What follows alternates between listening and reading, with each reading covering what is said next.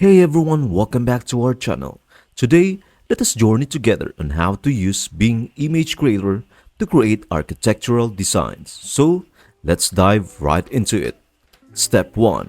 Begin your creative odyssey.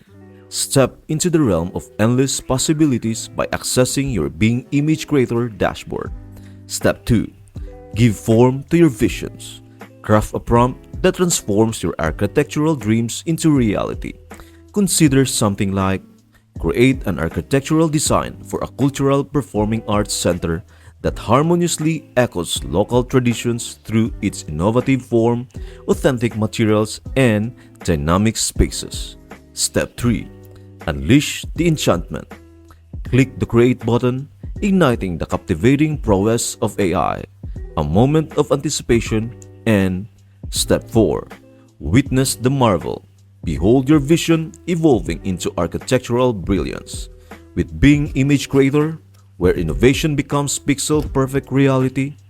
That's it. I hope this video helps you out and see you in the next video.